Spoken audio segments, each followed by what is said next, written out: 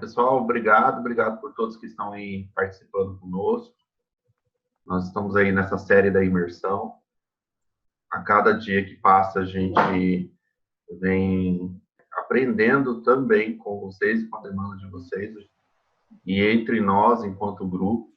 Eu acredito que cada dia que passa a imersão, a gente vai melhorando até a forma de abordagem e a forma na qual a gente vai apresentando essa imersão.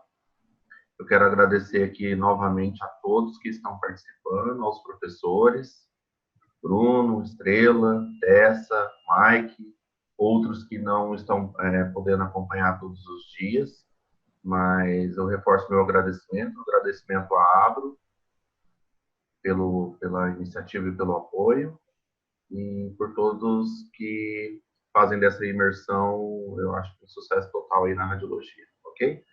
Obrigado. Contigo, Bruno. Então, pessoal, legal sobre fraturas, né? E a detecção de fraturas com tomografia Cone-Beam.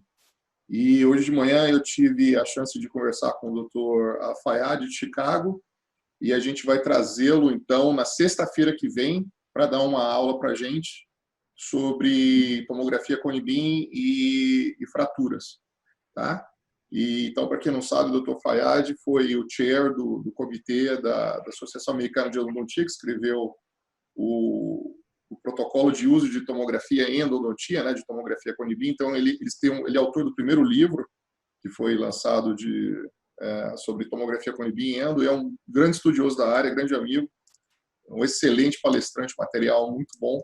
Então, ele vai dar eu vou fazer a tradução simultânea da aula, e isso vai ser legal para todo mundo ver aí um trabalho que está sendo desenvolvido aqui nos Estados Unidos e que, em parte, tem um pouquinho do Evol também junto. Então, vai ser bem bacana de fazer isso. E a notícia foi confirmada hoje de manhã, então a gente vai ser no mesmo horário, só que na sexta-feira da semana que vem. Essa sexta-feira a gente vai também ter um negócio muito bacana, né, Mike? Já vou deixar você aí já com a queixa da deixa para sexta-feira, do que a gente vai fazer na sexta. E vamos lá. Agora, Mike. Sexta-feira vai ser uma edição especial da imersão, porque vão ter vários participantes aí e um tema de interesse de todos. Então, a gente vai buscar o máximo possível da ciência e trazer esclarecimento para todos.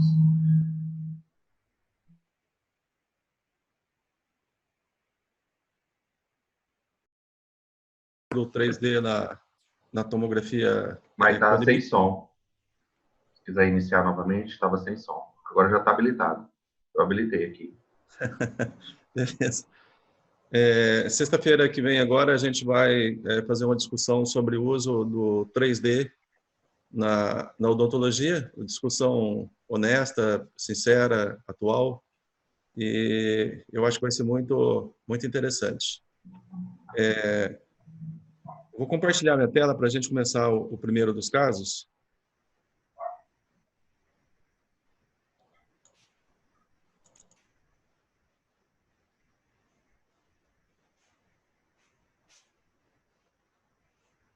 O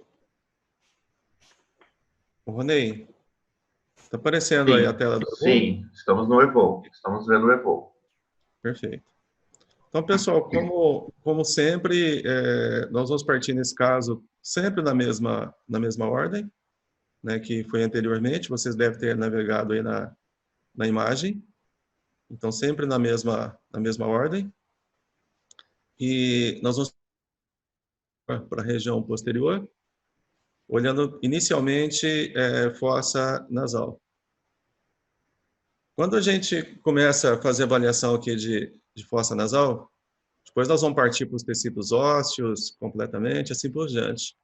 Nós percebemos aquelas condições de concha nasal festonada, que a gente discutiu um pouquinho antes, o caso era muito sutil antes, aqui já é um pouquinho mais marcante, e eu vou aproveitar, nesse caso, e vou fazer essa marcação. Eu deixei algumas marcações aqui no Evol Viewer, para a gente fazer em conjunto, para vocês poderem ver como que a gente faz essas marcações. Não é obrigatório que a gente tenha que anotar tudo aqui no Evol na hora que a gente encontra, até porque muitas vezes a gente não sabe ainda o que a gente encontrou e a gente quer pesquisar.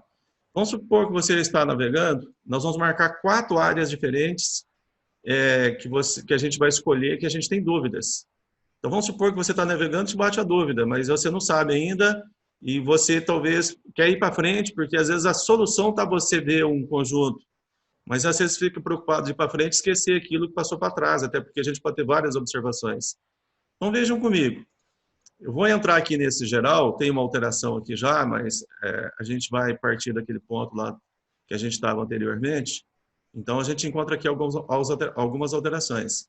Nós vamos fazer 4 marcações de observações. Vejam comigo a velocidade para fazer essas marcações. Eu vou ajustar aqui o 3D. Ele estava outro tipo de 3D para ser cortado. Vou ajustar esse 3D aqui, ok. Então nós vamos fazer nós vamos fazer 4 inserções novas. E eu não sei ainda o que é. Eu posso simplesmente até deixar sem nome, se eu quiser, por enquanto. Então eu vou pedir, por exemplo, novo detalhe e já fecho essa caixinha. Depois eu vou entrar aqui numa outra região, por exemplo, é fictício, pelo menos essa aqui. E vou pedir um novo detalhe e fecho. Depois eu vou entrar numa outra região que eu estou colocando aqui, como se a gente tivesse alguma dúvida aqui nessa região, inclino, ajusto, aqui do palatino maior, forame canal, mas vou colocar aqui como novo item e fecho. E a gente vai entrar por último, por exemplo, vamos achar algum lugar aqui.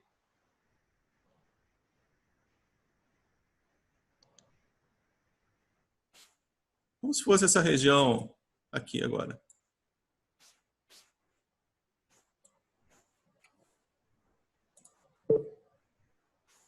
Então vejam comigo, a gente tem uma série de registros que foram feitos e eu gasto quanto? 1 segundo para fazer um registro. O registro em si é 1 segundo. E olha que interessante, porque onde está geral eu poderia colocar assim um item, por exemplo, a pesquisar. E você vai passando, você pode deixar isso para você, por exemplo, resolver para frente. Mas a angulação, a posição, fica tudo... Eu não salvei aqui o 3D do caso. Eu vou entrar aqui e vou mandar trocar filtro 3D. Ok? Então, numa situação como essa, é muito rápido de fazer esses registros. Você encontra, achou que é interessante para colocar um nome ou para poder voltar depois. E como eu citei para vocês, a gente pode criar um item, assim, dúvidas, o que você quiser. Porque ele está dentro de geral. Isso aqui são sub-itens. Então, isso torna assim, um processo muito, muito interessante. Voltando naquele item, então, que a gente estava aqui no caso, nós temos aqui essas conchas festonadas. Isso normalmente está associado ao processo de rinite alérgica. E voltando a falar o que a gente falou anteriormente, o paciente com rinite alérgica é um paciente um tanto mais susceptível a sinusites e com as complicações que isso pode estar associado à própria odontologia, né? Muito bem. Partindo para o nosso trabalho de avaliação geral, começando aqui então com a região anterior, a gente percebe que esse paciente, que é um colega dentista, ele tem aqui uma alteração.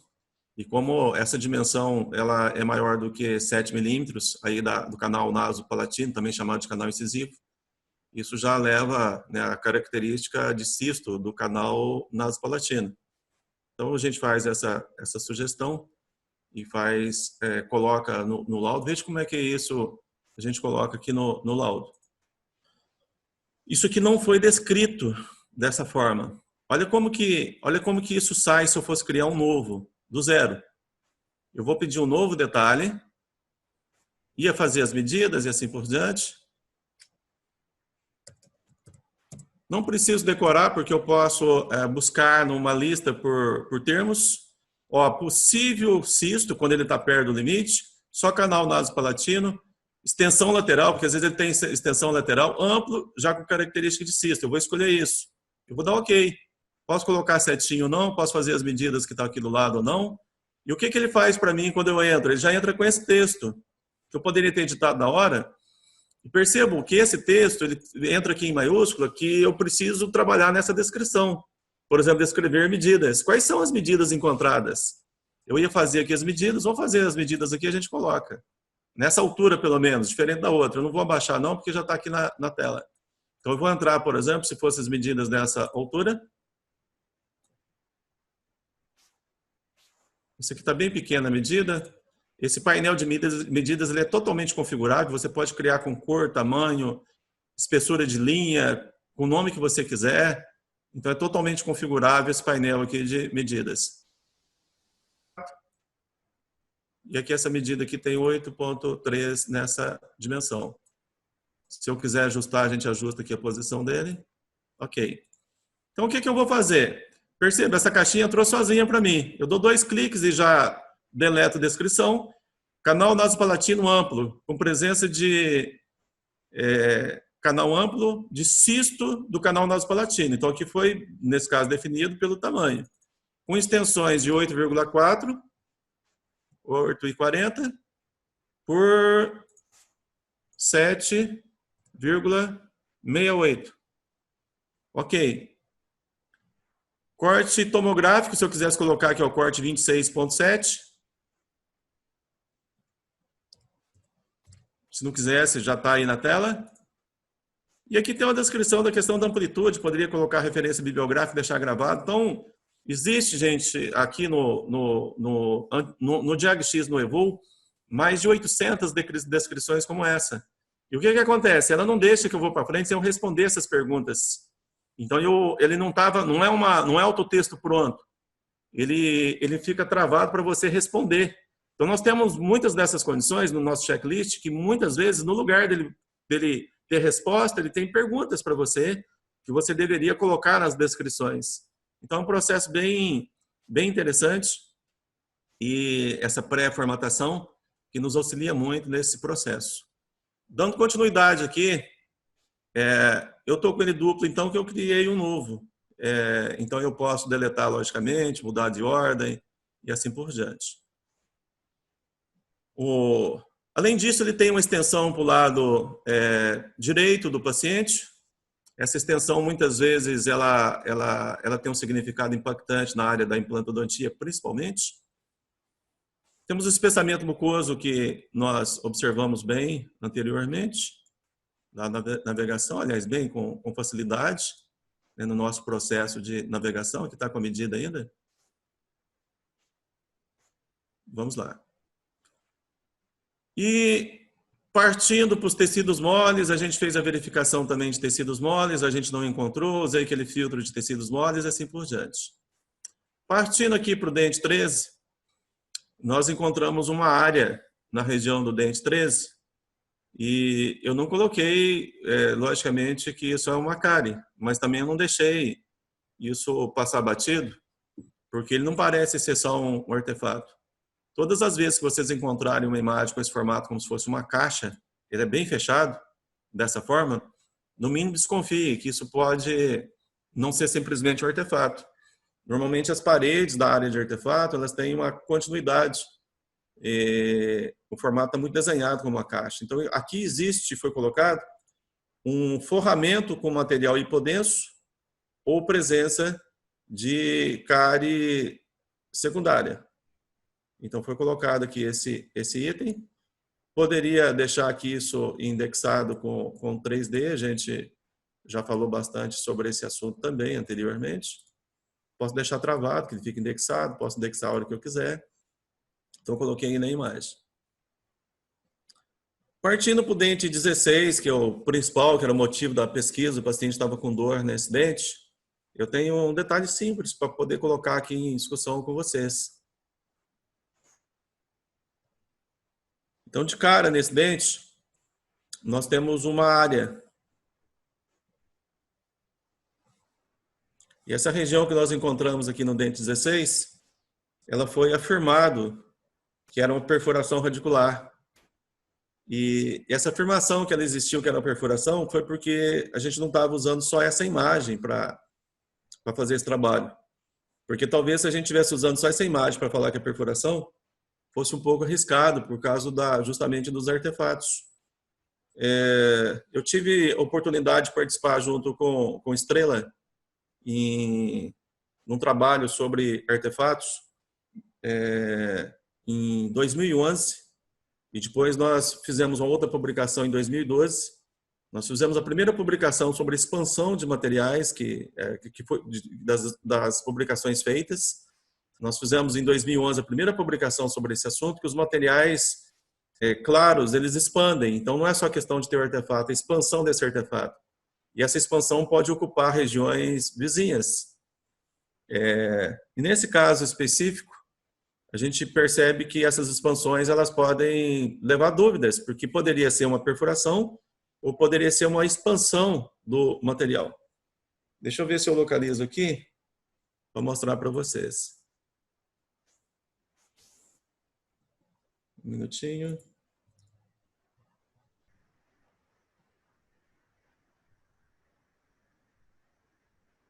Aqui.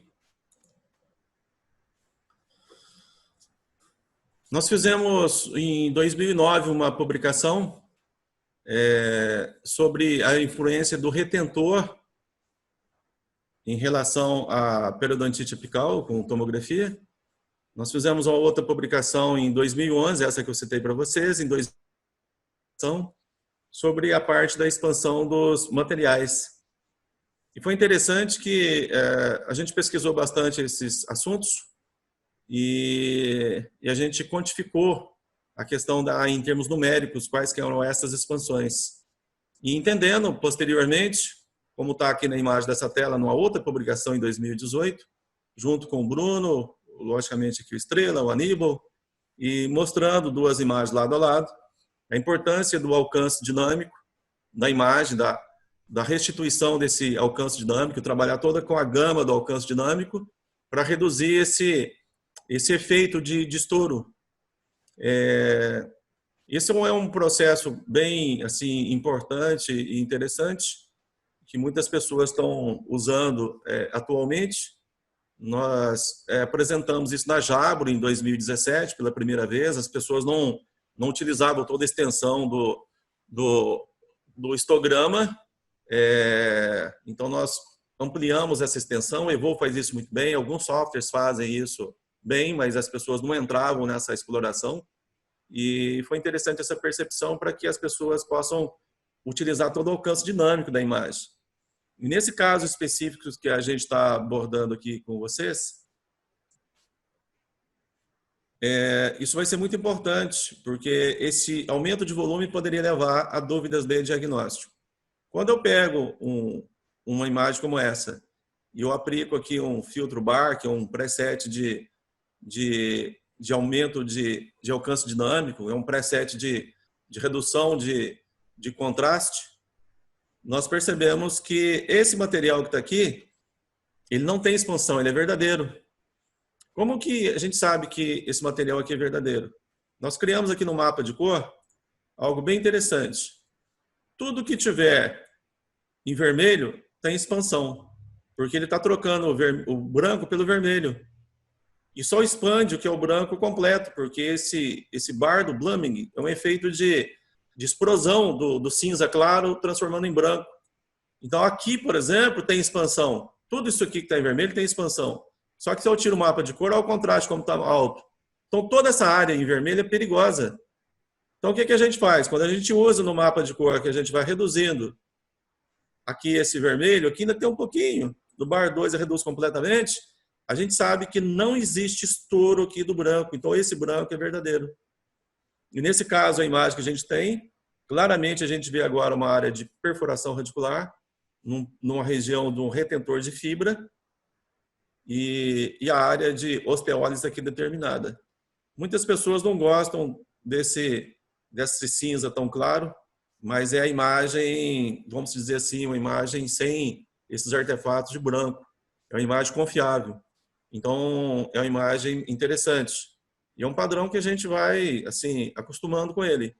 Mesmo assim, essa questão se algumas pessoas querem um contraste maior, pelo menos utilizem um padrão que é confiável para diagnóstico.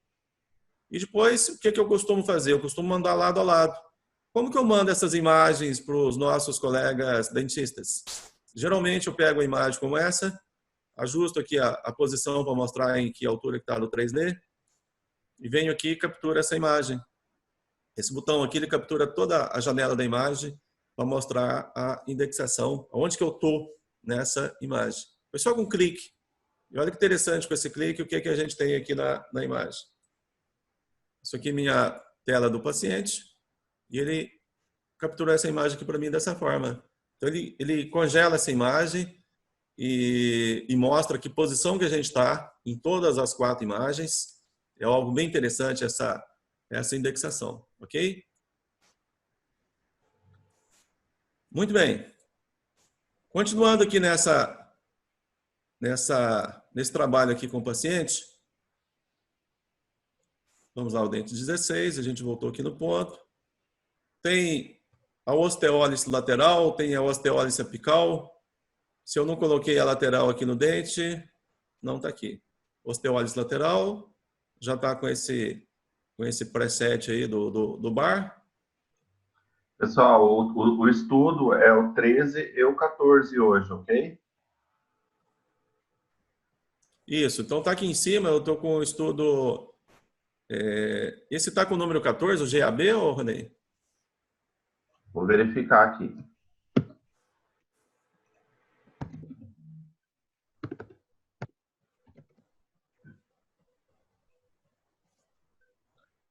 Esse é o estudo 14. Ok. E repetindo, vamos supor que eu passei num ponto como esse e eu não encontrei uma área que eu quero fazer aqui um registro. Se eu resolvesse fazer um registro numa região como essa, encontrei uma área interessante, não estava marcado. Eu ponho aqui um novo item, posso dar nome para ele ou não, se eu quiser. Então, eu vou colocar só a área não é hipodensidade óssea. Área hipodência dente. Venho aqui e marco.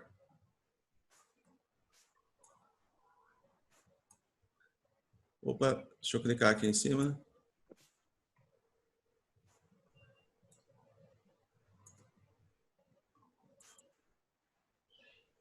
Quando eu quiser voltar nele, está aqui na nova posição. Ok. Deixa eu colocar aqui a espessura. Ele está como corte aqui de... Vou colocar aqui 50.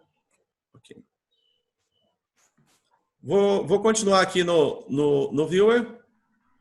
Isso aqui, geralmente, a gente talvez não colocasse aqui essa condição, mas só para a gente poder realçar as possibilidades. Ele tem também presença, de novo, né, tem muitos casos assim. A maioria dos dentes tem, né, em torno de 3/4 dos dentes tem esse canal médio palatino. Então, foi relatado. E no Viewer facilita porque a gente talvez não tenha que marcar em muitas imagens. A gente já pode entrar aqui trabalhando com a navegação.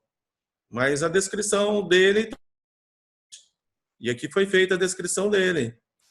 Só tem um preset também para a descrição. Que ele tem outros nomes, que é o 4º canal, o MV2, poderia ser chamado MB2, de bucal também. Está sem obturação endodôntica, tudo isso já estava marcado, mas ele pede para que eu responda essas perguntas. Quer ver? Vamos criar um novo aqui do zero, para vocês terem uma ideia como é que a gente cria um que ele vai me fazer perguntas, para que eu possa responder. Então, eu já fiz, eu vou criar um novo aqui. Vou pedir um novo detalhe. Canal médio palatino. Ok. Vou dar ok. Venho aqui, vou marcar a setinha. Venho aqui e marco a setinha. Olha o que ele tem para mim aqui. Deve estar pequenininho aí para vocês, mas tem alguns xizinhos aí. Sem obturação endodôntica. Ele tem 2x. Esses x, tudo isso onde tem esses x, eu tenho que responder. Está sem obturação endodôntica? Eu respondo. O meu sim é a formatação. Sim. Ele é um canal atrésico? É atrésico. Está calcificado no início do terço radicular cervical? Tá. Se eu ver que não é só no início, eu poderia colocar só no terço radicular cervical. Une ao canal mesovestibular no terço apical? Se unisse, eu ia responder que sim. Eu poderia colocar que é calcificado e assim por diante. Então, repetindo, tem mais de 800 termos com esses presets que eles não estão prontos. Eles vão fazer perguntas para a gente. Alguns estão prontos. Outros eles não vão deixar você terminar a formatação, porque com esses X eles não estão formatados, mas eles estão fazendo perguntas. E torna um processo bem instigante, bem interessante. Tem um espaço no final do canal. Foi relatado lá um pequeno espaço no final do canal.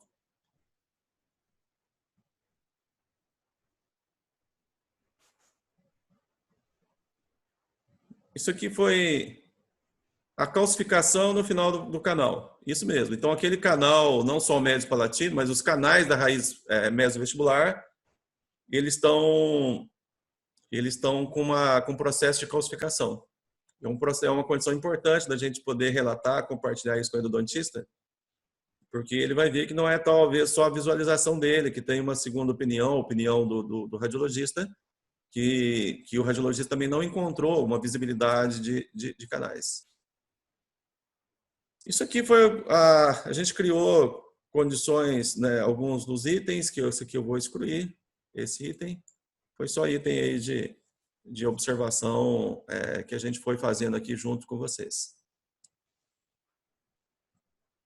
E nesse último dente aqui, no dente 7, no 17, uma área aqui com nódulo pulpar.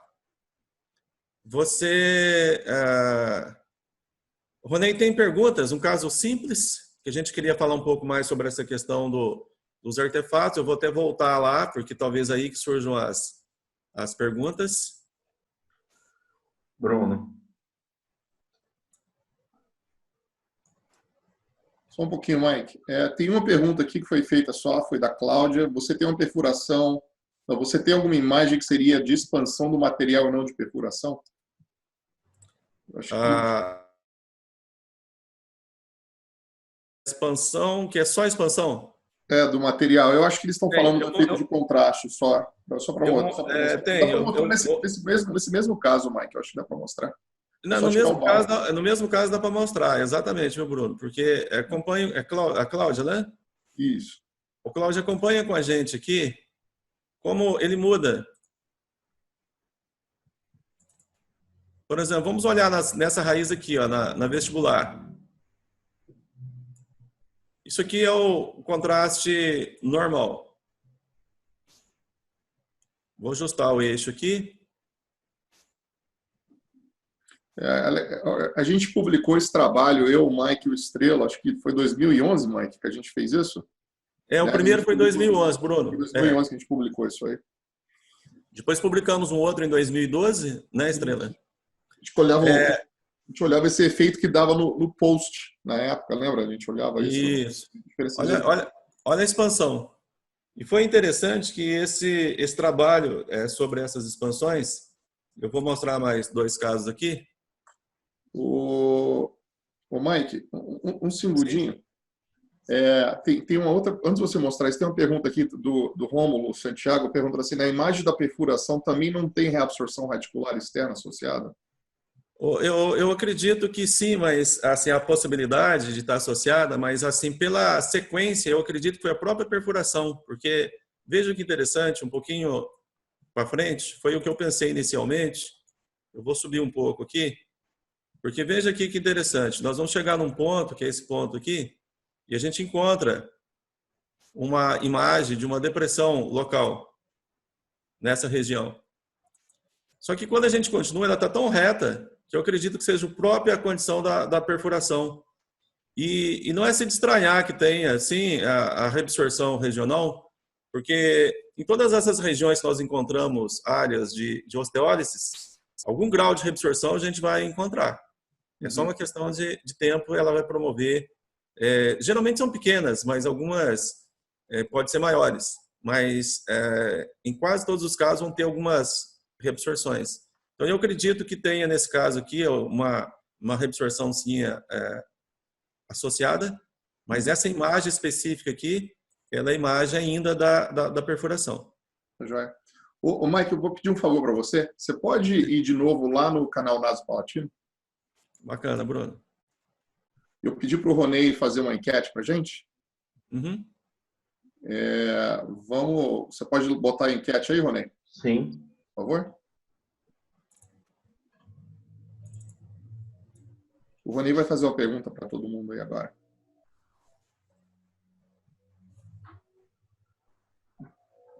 Legal.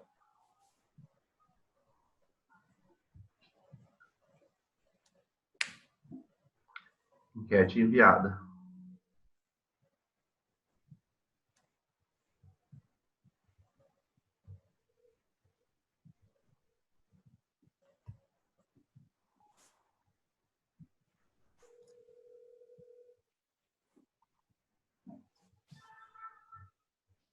Vamos lá, pessoal, vamos responder.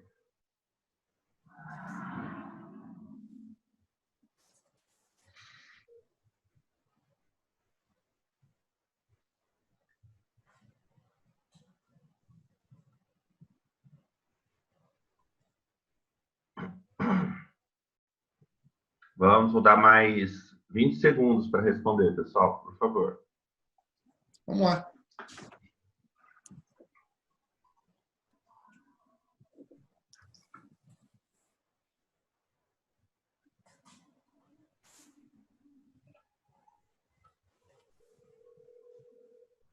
O Rafael está falando aqui, não pode usar o Google.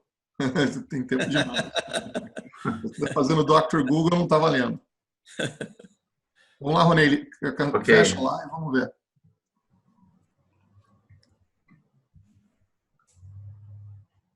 Olha que interessante, né?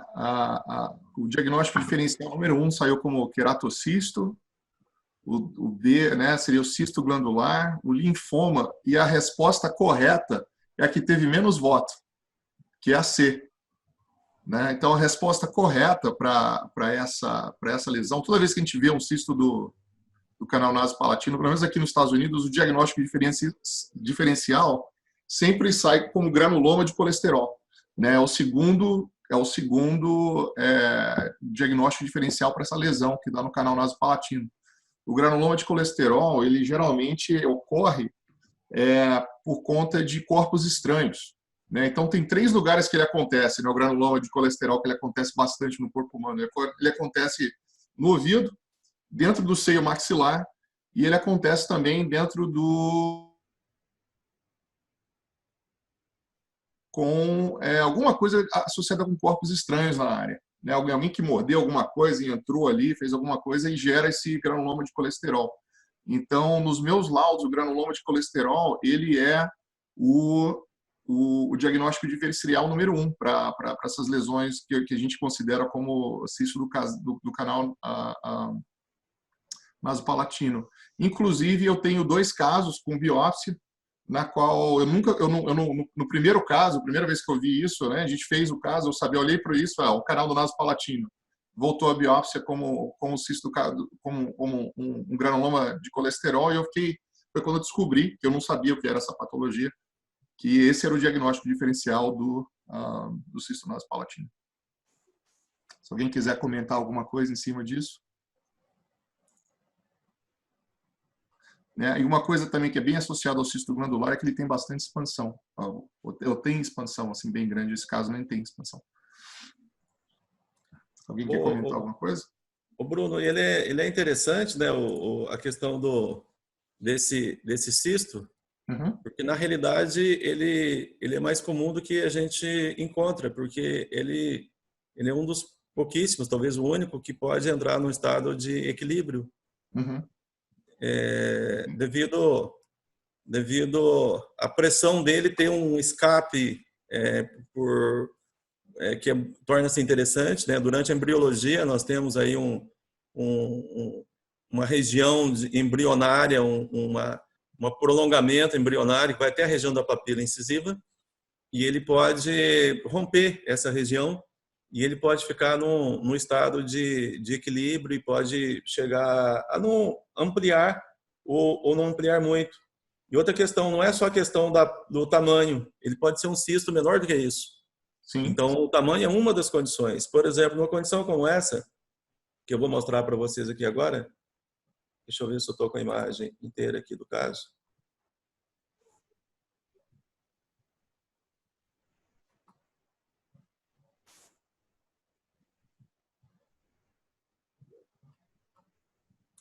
Está aqui a imagem.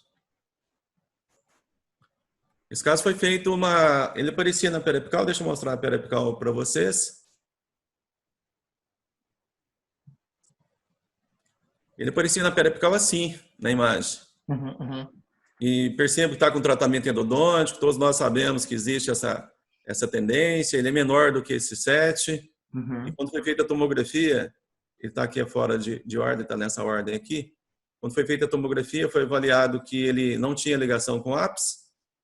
Olha lá, Foi feita a cirurgia e foi constatado que tratava-se desse... isso aqui é uma outra imagem, não sei por que ele passou para cá, são casos aqui, né? Isso aqui parece depois da cirurgia, esse caso aqui. Não tinha 8, isso aqui tinha 4x4 na medida dele. A imagem saiu como granuloma de colesterol? É que ele estendeu aqui na lateral. O tamanho dele em si, está aqui a imagem, deixa eu dar um zoom aqui na imagem. O tamanho dele foi pela extensão, 4.6 por 4.8. Fica atento a essas medidas, viu, gente? Porque não é só medir. Quando uma área ela tem aparência esférica, ele é tipicamente crescendo por pressão para todos os lados, né? Com medidas semelhantes. Aqui porque ele tinha uma extensão lateral, realmente não foi por causa depois da cirurgia, tinha uma extensão lateral, e ele pegava a outra parte do canal. E outra questão importante que eu queria passar para vocês, fiquem atentos às disjunções palatinas. Os pacientes fazem as disjunções cirúrgicas de palatina, uma parte desses pacientes significativa, percebo aqui na imagem em cima, e dê uma olhada nessas imagens, uma parte significativa deles não tem reparo satisfatório ósseo na região. Então ele pode ter um reparo aí, talvez o fibrósseo, e o que é interessante é que alguns desses pacientes podem ter quadros infecciosos repetitivos nessa região anterior. Então existe uma certa dificuldade, né, de união aí exatamente nessa região do canal. Pode ter essa dificuldade. Então eles são cheios de nuances. Isso aqui é uma publicação que nós fizemos sobre diagnóstico diferencial de periodontite apical e o cisto do canal naso-palatino, com as cirurgias e assim por diante. Excelente. O que a gente está vendo agora? Não só do que a gente está vendo, do diagnóstico diferencial. Então, é o seguinte, pessoal, o que eu falo toda vez que a gente olha para o canal naso-palatino, né? O canal naso-palatino, ele faz parte do meu checklist da maxila. Então, todas as vezes que eu estou dando algum laudo que envolve a maxila, ele é uma das coisas que eu escrevo no laudo que ele está normal ou não. É uma coisa que eu sempre faço como um dos meus marcadores de checklist, Mike, para falar dessa área. Então, tem algumas coisas que é bem interessante sobre o canal nasopalatino, porque existe uma confusão muito grande na literatura, na minha opinião, com relação ao que é normal e o que não é normal. Tá? Existem, de novo, vindo da escola onde eu fui treinado, né, o número mágico que a gente fala para sugerir que ele tem uma patologia é sempre o número 7. Isso veio do Langley e vem das publicações dele, onde eu fui treinado na escola de San Antônio. Se você, por exemplo, for no livro da Lisa Koenig, por exemplo, ela fala que para ser cisto tem que ser 10, né? Tem que ter pelo menos sugestivo de 10. E eu não concordo nem um pouco com isso. Então, tem algumas coisas que eu falo quando eu estou dando fazendo esse laudo. De novo, vou usar a fórmula, né? Vou fazer a descrição, vou falar do número, do tamanho, da forma, da periferia, da densidade, aquela coisa toda que a gente já discutiu. Mas o que é importante da gente citar, eu gosto de citar duas coisas. Eu gosto de, número 1, de ter certeza que esse dente não tem nenhum comprometimento endodôntico. Então, uma coisa que eu sempre sugiro no laudo é que se faça um teste de sensibilidade pulpar, no caso, tá? Que não significa que você tem um cisto nasopalatino, você também não pode ter uma lesão pulpar, você pode ter os dois juntos. Então, é importante ter no caso de dentes rígidos, eu sempre peço para fazer um teste de sensibilidade pulpar, tá? E a gente cita um artigo que foi escrito em 2015 no Journal, deixa eu lembrar aqui de cabeça, acho que é Oral Investigations, estou tentando lembrar do meu template de cabeça aqui, acho que é Oral Investigations, que fala justamente isso, que o cisto ele pode ter esse range de 5 a 7 no começo dele. E também tem um outro artigo muito interessante, depois eu posso tentar achar, que vem do Joy, que fala que quanto menor o cisto do canal nasopalatino, mais sintomático ele é. Quanto maior o cisto do canal nasopalatino, menos assintomático vai ser. Né? O que faz sentido, porque geralmente quando a gente descobre isso é um achado incidental, e quando a gente acha esse achado com dor, né, associado à dor, geralmente ele é pequeno. Está no começo, é justamente onde ele está ali comprimindo ali os nervos do canal nasopalatino, por isso pode levar a esse desconforto. Ok. Alguém quer falar alguma coisa, doutora Tessa? Você está no mute, você tem que botar o som. Tá. O cisto do ducto nasopalatino, ele tem uma característica que é importante chamar a atenção aí dos colegas, né? É que ele pode provocar expansão, apesar da localização dele ser palatal, ele pode provocar uma expansão vestibular e, por vezes, se assemelhar a outras lesões císticas, né? Eu não vejo uma característica para incluir o granuloma de colesterol como um diagnóstico diferencial específico do cisto do ducto nasopalatino, uma vez que, como você mesmo falou, ele está mais relacionado com lesões de seios maxilares e otites médias, né? Com reações de corpo estranho, o que seria talvez uma dificuldade de acesso a esse tipo de lesão, né?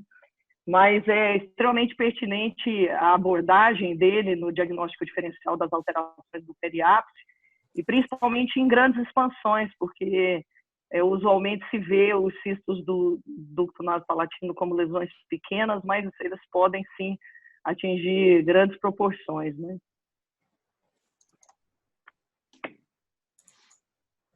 Eu vou mostrar aqui a questão do abaulamento, né? Muitas vezes ele tem abaulamento vestibular. Veja as condições aqui no caso aqui com presença de abaulamento, não só no sentido palatino, como no sentido vestibular. Às vezes pode ocorrer, né? E foi mostrado anteriormente, ele pode ser menor, ele pode estar numa posição lateral, ele pode ser só uma loja, e pode ter abaulamento, pode ter as complicações da região, não exatamente do cisto, mas da região da questão da sutura incisiva, no caso da expansão palatina. Então, são algumas condições, né, interessantes. Tem mais pergunta aí, Ronei? Tá tudo certo, Mike. Por enquanto, Beleza. só o pessoal pedindo para mostrar alguns casos. Eu estou procurando aqui um legal aqui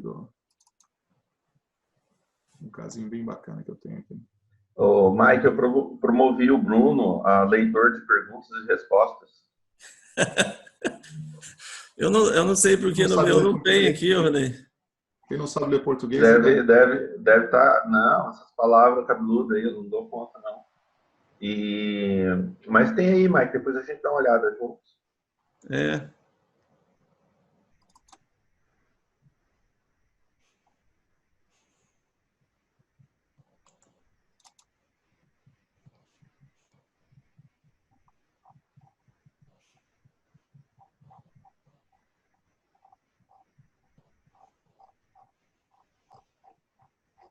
Pessoal, eu estou meio off aí, porque eu estou preparando aqui para liberar, e para quem já está acompanhando aqui a aula, o curso de uso do Evolve vai iniciar amanhã às 10 da manhã. A gente está preparando aqui o material de divulgação e meios de acesso para vocês, tá?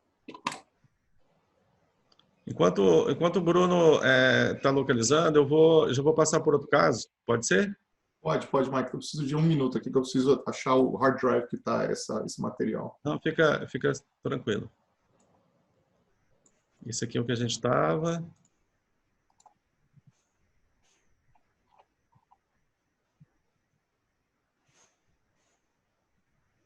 Ah, eu estou com 2 abertos do mesmo aqui. Deixa eu salvar.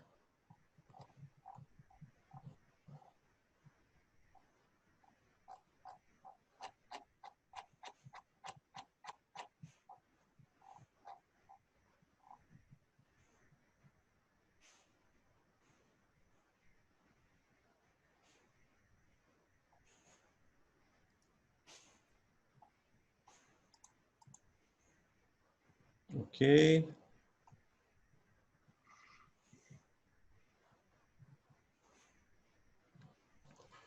Então, vamos abrir o próximo caso. Uhum.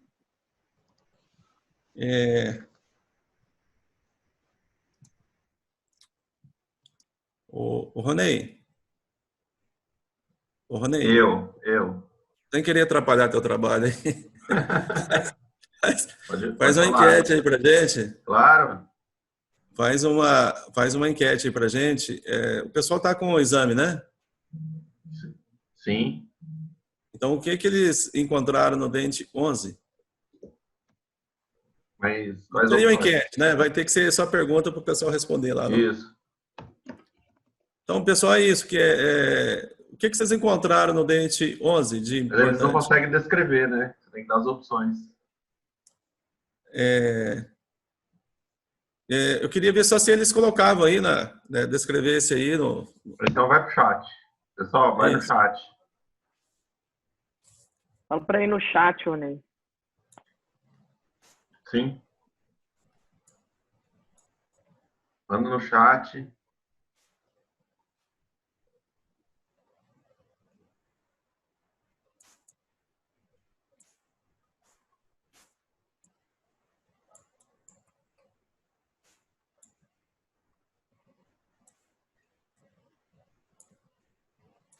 Muito artefato, né? Material de enxerto.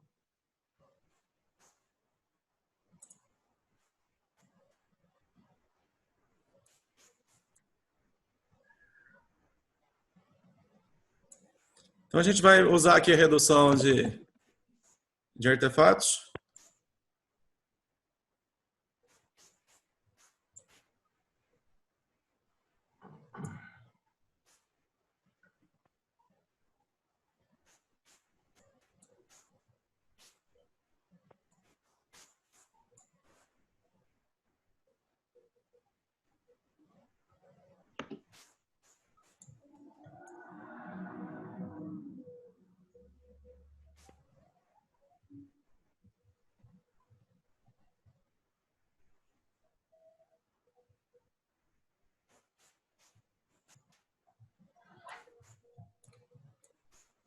Tem respostas aí, Ronei? Só enxerto. Deixa eu ver se tem mais alguma coisa. Lesão hipotenusa por vestibular e canal secundário. Excelente. Ele tem um canalzinho secundário aqui, ó. E aquela questão justamente da gente ajustar as paralaxes, ele está girado aqui, ó.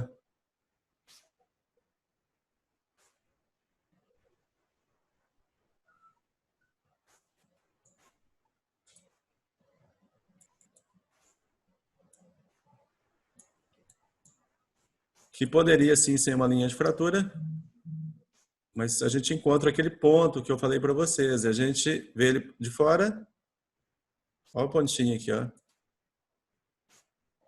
Né? Então isso é muito importante, interessante para diagnóstico. E o dente, quando está inclinado, ele pode ficar bem sutil. Então torna-se muito importante o ajuste aí de paralaxe. Muito bom. Agora tem algumas outras coisas para a gente poder, importantes para a gente poder discutir. Nós vamos entrar aqui na imagem do paciente. Nós temos aqui o quadro, né, de geral. De novo, olha a frequência que nós encontramos de paciente com concha nasal irregular, festonada, né? É uma frequência alta porque tem muita gente com rinite e isso muda, inclusive, durante o ano. Temos espessamento mucoso, como é muito frequente também. Mesmo sem alteração, às vezes a gente marca, logicamente, o canal nasopalatino, porque quando a gente quer diferenciar ele de alguma outra estrutura, ou que a pessoa identifique com facilidade maior, né, que é o canal nasopalatino, então a gente pode, sem problema nenhum, marcar, e tem uma área hipodência ao lado. E foi por isso que a gente escolheu hoje esse caso, especialmente, para a gente voltar numa discussão dos reparos, né, fibroósseos, dos reparos, fibrosos cicatriciais cirúrgicos. Então, são interessantes da gente poder discutir sobre esse assunto. Então, daqui um pouco a gente vai retomar esse assunto associado ao dente 22, que também tem uma área no ápice hipodensa devido a um possível reparo fibroso cicatricial pós-cirurgia parenodôntica. Então, dente 13, aí já foi colocado como cárie. Tem uma área aqui de calcificação pulpar. Se a gente fosse colocar, adicionar, seria só um novo detalhe. Olha só que interessante. Calcificação pulpar, dou ok, venho aqui e marco. Tá pronto, é isso aí. Tá? Se quiser marcar mais a outra, tá aqui. Se quiser deixar o 3D nessa posição, tá aí. Tá pronto, tá marcado. Tá? Só para a gente checar se foi marcado certinho, para vocês verem que interessante. A posição que a gente deixar. Tá muito rápido, muito simples fazer essa marcação. E esta lista que ele vai criando aqui é uma lista que ele sai no laudo. Para você poder interagir, ele sai como se fosse tópicos no laudo. E esses tópicos você complementa, faz o que você quiser. Aqueles que são mais complexos, eles têm aqueles X, que é para você responder as perguntas, para você não deixar passar batido de mandar o que está aí na tela como se fosse isso correto, porque ele te trava isso, você tem que responder essas perguntas. Outras que são curtas, elas são colocadas dessa forma. No DiagX, isso aí sai numa ordem lógica, de causa e efeito. Se é indente, ele sai na relação de coroa para raiz. Ele sai automaticamente, ele reordena para sair numa ordem lógica. E a gente está colocando isso no Evol também. Dente 12, nós encontramos essas áreas. E isso é possível atualmente da gente fazer avaliação, esses espaços, devido justamente ao trabalho do uso da avaliação com um contraste adequado para que a gente não tenha essa definição, né? Porque olha só aqui a expansão do material, porque a expansão do material leva ou pode levar a condições deixa eu achar aqui do Prexium, do grupo, eu abro muitas tomografias, todas de muitos aparelhos diferentes do Brasil, fora do Brasil. Eu vou pegar aqui alguns presets já prontos. Prexium. Não, estava aqui, ele fica selecionado. O último que só tinha passado por causa de muito. Ele cai sempre selecionado o que é o atual do aparelho para a gente voltar. Então, a gente poderia ficar em dúvida se essa imagem que a gente encontra aqui, se ela fosse um artefato. E poderia ser sim, só que quando a gente faz esse trabalho e a gente verifica as margens que nós encontramos, repare que esse tipo de margem, cruzando informação nas 3 imagens, a gente percebe que isso aqui não é uma imagem de um artefato, que realmente é uma imagem de espaço. Porque esse tipo de densidade, ele não seria suficiente para criar esse tipo de artefato linear dessa forma, cruzando a informação com todas essas imagens.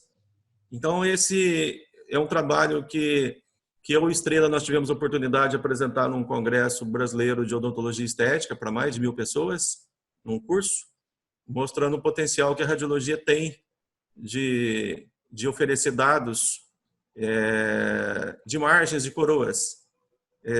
Se a coroa tem muito metal, a gente pode talvez não chegar nesse ponto. Geralmente, quando existe uma quantidade muito grande de metal, que a gente pode não chegar nesse ponto, mas os artefatos normalmente são mais na mesial e na distal. Esse tipo de trabalho, geralmente, a gente consegue ver bem nessas margens. E perceba que a gente tem aqui a nuance completa de densidades. Olha a separação de esmalte de dentina, aqui na imagem axial. E se a gente tem dúvida do estouro, a gente usa o mapa de cor. O estouro existe só onde tem aqui, está localizado aqui por vermelho. Então, aqui nesse vermelho, existe aqui uma expansão do material, que não é área de interesse. Nas outras regiões não tem mais e expansão de material. Aqui, onde tem vermelho, aqui nesse retentor, tem expansão de material. Mesmo usando esse bar 2, no bar 1 ainda tem expansão de material. Então, a gente vai usar aqui, ó. Então, tudo que eu analisar na margem desse retentor, pelo menos nesse ponto que a gente vai encontrar aqui, que eu vou abrir e vou mostrar para vocês, tudo que eu analisar nessa margem, do vermelho,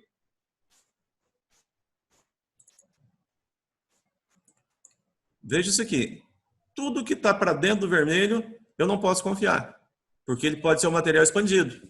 Tudo que está fora do vermelho, eu posso confiar, porque não é o branco mais. Então, dentro desse branco que está aqui, ele pode ter expansão. Então, por que isso acontece? Porque é um material extremamente denso, talvez até um pino de ouro aí, né, Estrela? Que tem a possibilidade de ser um retentor aí de ouro. Ele é extremamente denso. Então, a gente só vai partir da margem dele para fora. E essa questão da avaliação de retentores, o Estrela conhece muito bem. Eu vou mostrar para vocês o porquê, o envolvimento dele nisso.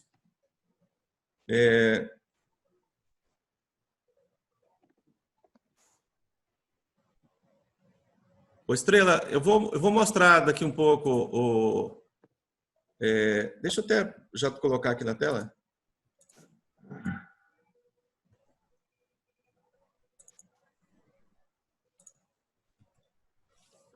Um minutinho.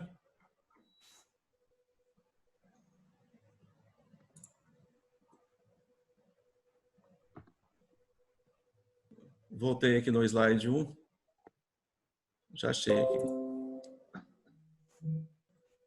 Ô Estrela,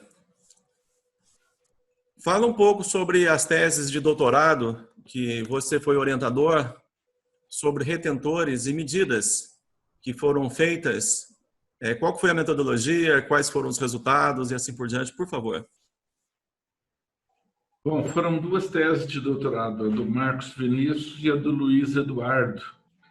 E a do Marcos Vinícius, o que nós fizemos? Nós conseguimos um micrômetro validado pelo Inmetro e nós pegamos aquele trabalho de 2011 e dessa vez nós fizemos medidas nesse micrômetro depois de cimentar pinos de ouro, prata e um pino anatômico, tá? E comparamos com o filtro bar, tá? do Evolve. E para nossa entusiasmo, os resultados não tiveram diferença, ou seja, realmente esse filtro ele foi capaz de remover o artefato, remover esse aumento do volume. Tá? Então, essa redução do aumento do volume, ela pode ser analisada comparando o micrômetro validado pelo Inmetro com o filtro bar. E no trabalho do Luiz, o que nós fizemos? Nós pegamos pinos de ouro desse mesmo banco de dados, pinos de ouro e pinos de prata, e comparamos com 2 tomógrafos e o Evolve.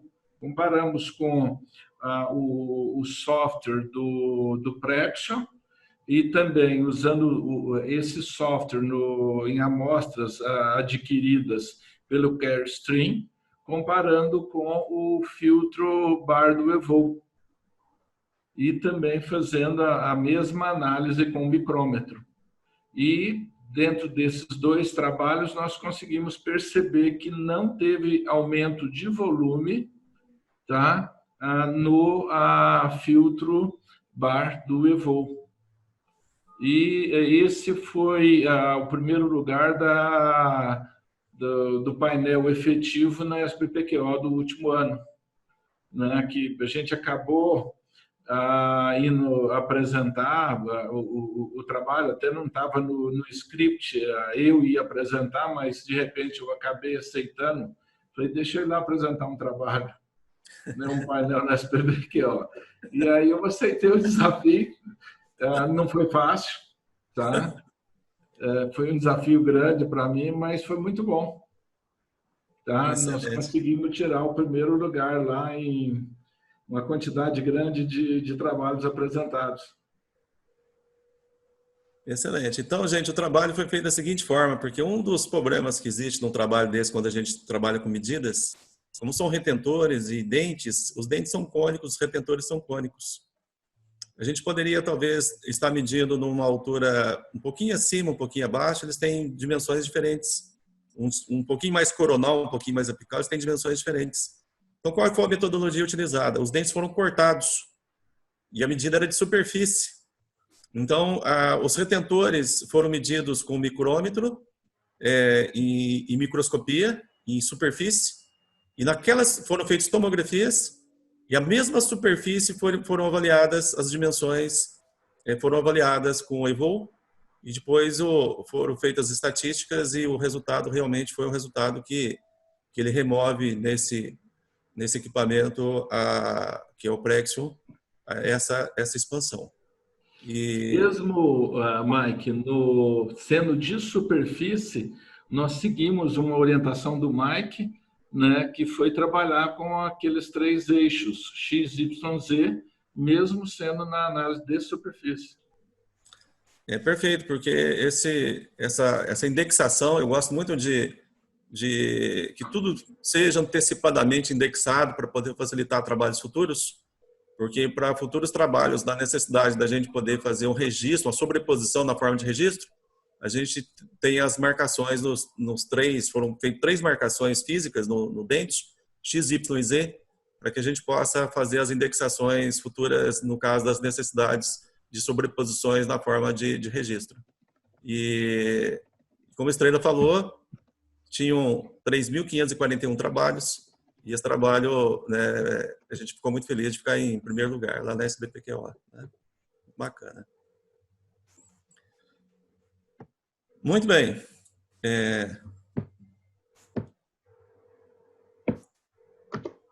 Voltando ao caso, então a gente estava falando aqui de retentores, muito bem observado, quem observou o osteólise lateral com canalzinho lateral.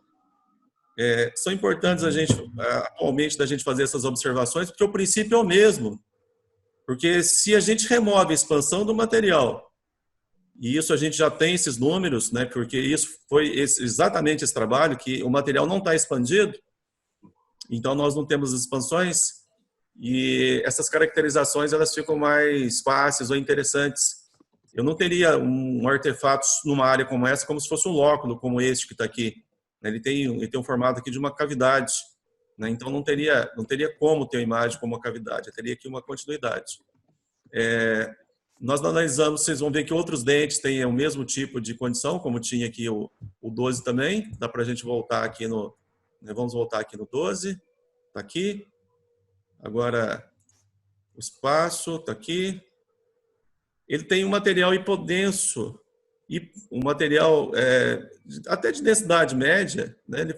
Quando a gente coloca hiperdenso, ele pode ser um hiperdenso relativo, né? Ele pode ser hiperdenso em relação ao tecido adjacente. E nós temos aqui uma área de hipodensidade óssea em volta desse material, que pode ser sim uma área de reparo, mas uma condição importante que a gente tem que observar é essa área que ele tá circunscrevendo a região.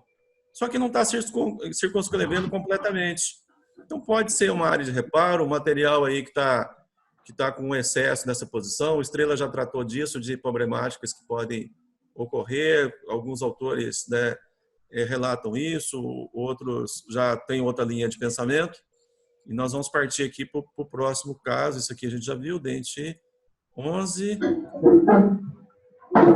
Outra questão que pode passar batido, e é importante que a gente relate, como a gente fez aqui a remoção desses artefatos, porque aonde eu marquei não está em vermelho, então não tem foro de material. E eu vou voltar aqui na imagem, não tem.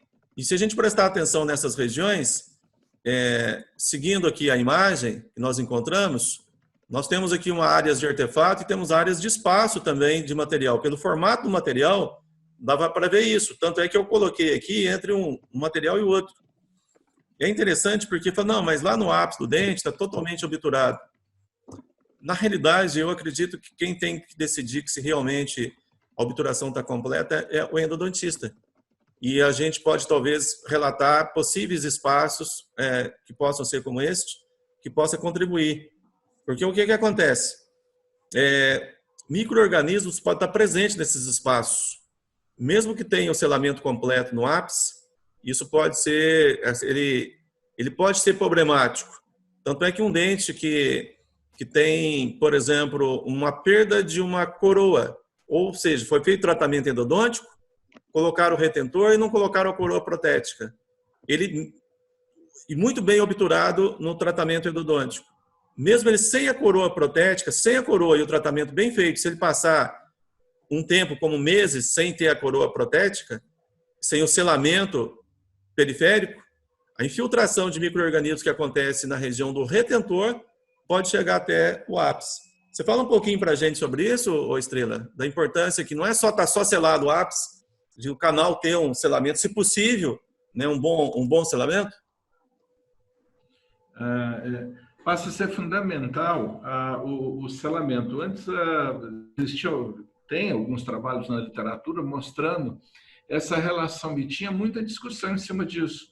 O dente tem que estar bem restaurado, ele tem que estar bem restaurado e bem selado endodonticamente. Não basta ter um só, porque o controle por imagem é praticamente complexo e muito difícil determinar um selamento por uma análise por imagem, né? Agora, mesmo diante de um selamento, eu ter falhas na restauração ou no retentor, eu vou ter micro-organismos atravessar na massa dentinária com uma facilidade muito grande. Além do que, quando eu tenho um espaço entre o retentor e a massa obturadora, a possibilidade de ramificações de canais laterais pode induzir a rarefações próximas à raiz desse dente. E um outro ponto que a gente analisa com bastante cuidado é a relação do remanescente de obturação. O mínimo que nós consideramos ideal seria 4 milímetros de remanescente de obturação associado mais 1 milímetro de espaço circunscrevendo a ponta do material obturador, de 1 a 2. Isso aí dentro de uma condição adequada e dentro de estudos por revisão sistemática, que foram publicados 2 apenas, mostrando que eu teria um maior índice de sucesso nessas situações. O Mike, tem uma pergunta aqui para você, do chat. Cadê aqui a pergunta? Como é que você descreve esses espaços dentro do... Bruno, eu só coloco o espaço hipodenso. Então, quando eu defino quando é um espaço, porque isso aqui, a dúvida poderia ser enorme com o artefato. E eu só coloquei que era a presença do espaço devido ao formato aqui desse cone. Então, esse formato aí não tem material de obturação endodôntica entre os 2 cones. Só por isso, porque ele poderia ser uma área de artefato.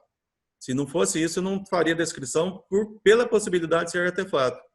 Então, eu coloco presença de espaço no canal, sem obturação endodôntica. E tem outro termo que eu uso, presença de espaço no final do canal, porque às vezes é uma parte muito pequena no final do canal, e ela pode ser considerável, assim, aceitável, por estar numa região, às vezes, do coto pulpar, no final do canal. Então, ou se é só espaço no canal. E acredito que a interpretação adequada vai ser do endodontista, né? O que isso vai significar para ele, que pode significar pouco, ou pode, dependendo da interpretação dele associada ao caso, pode significar muito. Obrigado. Muito bem. Está lá o canalzinho secundário, que foi muito bem observado. O termo adequado de usar é canal secundário no terço apical, terço médio e terço cervical, canal lateral. Apesar que não faz muita, né, talvez tanta diferença assim, porque ele pode estar perto da união, às vezes a gente fica quebrando a cabeça. E uma outra questão importante é a questão da área de osteólise, né, lateral. O Bruno já ressaltou isso com vocês. É muito importante a gente utilizar, olhar a forma da área. Geralmente a agressão está no centro. Tem artigo que mostra, fala só sobre isso. O foco do artigo, tem artigo que fala sobre isso. Procurem a área que está sendo agredida, ou seja, a área de osteólise, e procure o centro. Vai ser sempre no centro? Não, porque eu posso ter uma área de densidade maior, posso ter estruturas anatômicas, mas geralmente a agressão tende a ser centralizada. E tinha também espessamento do espaço ligamento periodontal apical aqui por palatino. A interpretação nossa da significância disso, a gente tem que relatar, mas vai ser lá o endodontista que vai fazer a relação de tempo, espaço, e separar o que é espessamento do periodontal, do espaço do ligamento periodontal apical, do espessamento do espaço periodontal lateral. Porque o espaço do ligamento periodontal lateral tem outros reflexos de outras condições que podem levar, como o trauma, por exemplo. Em algumas situações, né, testa até as lesões, algumas lesões, como algumas malignas, têm até afinidade para o ligamento periodontal, pode promover um espaço distinto. Então, os espaços laterais, eles têm que ser relatados de forma independente. E eu acrescentaria também, Mike, que quando na observação desses espaços laterais, avaliar a integridade da lâmina dura, né? Então, a presença dessas rarefações, dessas osteólises, se elas estão apenas alargando o espaço que seria ocupado pelo ligamento periodontal, ou se leva a uma perda óssea secundária com destruição da cortical da lâmina dura, e principalmente formatos irregulares, né? Que é o que você chamou a atenção. Então, isso é extremamente importante. E no caso das lesões, do diagnóstico diferencial de lesões endodônticas ou de causa inflamatória com neoplasias de outra natureza, como as neoplasias ósseas ou as mesenquimais, é extremamente importante levar em consideração aumentos de volumes de tecidos moles que podem estar associados e a idade do paciente, né? Extremamente importante na interpretação e no estabelecimento do diagnóstico diferencial dessas alterações, levar em consideração um dado que sempre nós temos à mão. Nós sempre reclamamos que não temos dados clínicos e etc., né? Nas primeiras aulas aí, o Bruno muito bem ressaltou a importância de trabalharmos em conjunto com o uso de questionários, né? Que podem ser facilmente aplicáveis, mas é extremamente importante a gente levar em consideração a idade do paciente, que é um fator biológico extremamente forte no desenvolvimento dessas alterações patológicas. Excelente, Tessa, perfeito.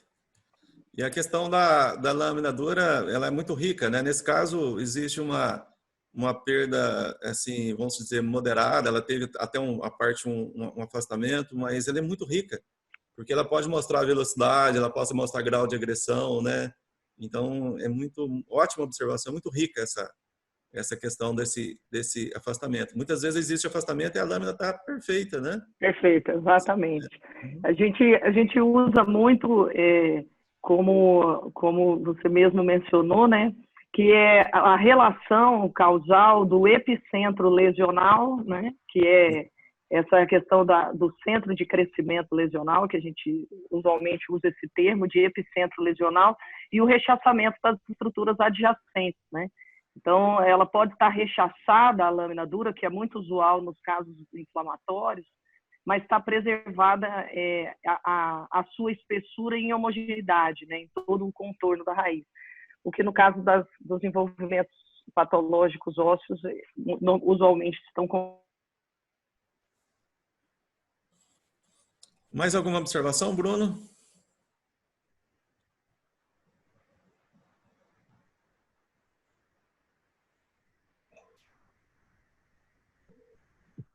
Bruno, tá sem som aí o seu. Eu estou falando, nesse caso eu estou tranquilo. Se alguém quiser ver, se dá tempo ainda, eu posso mostrar aqui os casos do colesterol, que o pessoal pediu. Tem um caso de seio e um caso do canal nasopalatino. No mesmo lugar, só para ver a diferença. Temos 10 minutos. Bom, mas eu faço que aqui está eu só ponho em discussão, Bruno, e você finaliza com essa parte? Pode ser. Então... Tem uma pergunta só aqui, Mike, no chat agora, que é os que vem do Eduardo Guimarães. Ele fala o seguinte: no caso dos dentes 11, a rarefação óssea não poderia ser cicatriz fibrosa? sugerindo comparações com exames anteriores e acompanhamento? É no 11 mesmo? É. É o que ele está perguntando aqui. No caso dos dentes 11, a rarefação óssea não poderia ser cicatriz fibrosa? Ponto de interrogação. Sugerindo comparações com exames anteriores e acompanhamento. Se for essa rarefação lateral, ela dificilmente seria, porque a gente tem aí uma causa. Mas nada, quando a gente coloca que existe uma área do canal, a gente tem, e mesmo que a gente coloque essa área de osteoálise lateral, a gente tem que lembrar que tudo na endodontia, como no ser humano, como na biologia, nos animais, tudo está relacionado ao tempo e ao espaço. Porque mesmo um canal que eu possa considerar que tem espaço, isso aí pode estar num reparo. E os reparos da endodontia, como a gente vai falar daqui, nós vamos comentar sobre isso, eles podem ser com um tempo muito longo de duração. Né? Alguns autores mostram que esse reparo, acompanhamento, um reparo poderia acontecer num tempo aí de 2 até 7 anos, alguns autores chegam até 7 anos de controle na endodontia. Então, sempre é de bom senso dar um passo para trás e partir para um controle no caso de ausência de sinais e sintomas. Se a gente tiver a história, né, de que tempo que tem, não tem sinais e sintomas, talvez pudesse passar para um controle.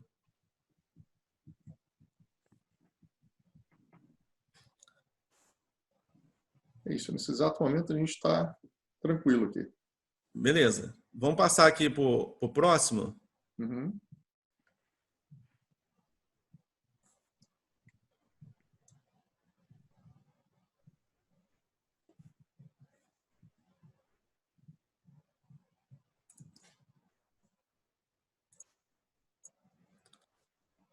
Eu acho que está salvando meu PowerPoint aqui em segundo plano.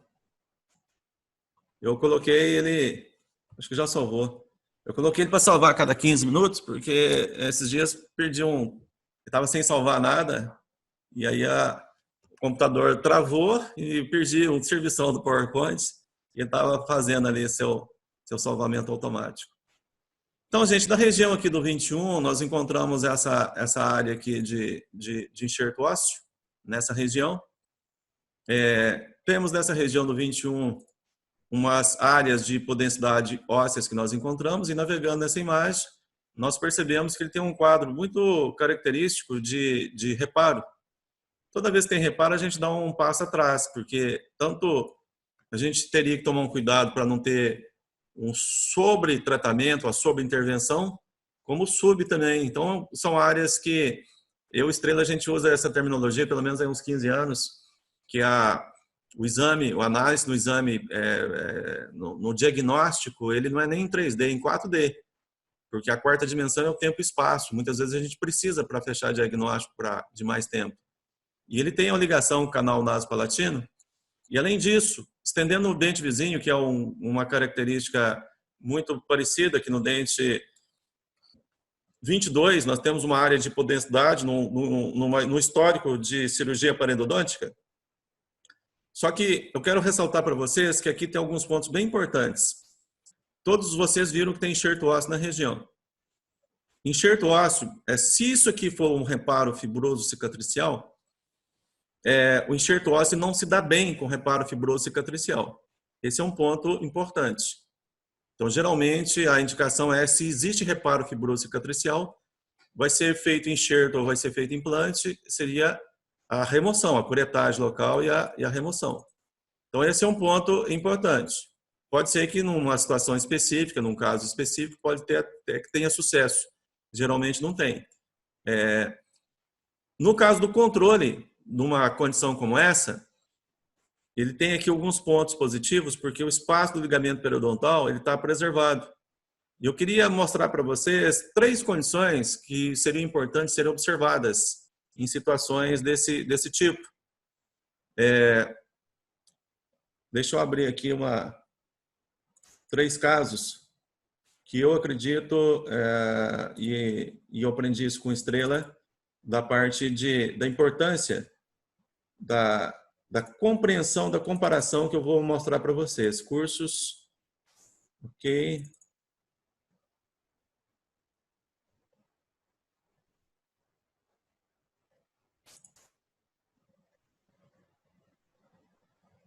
Só um segundinho.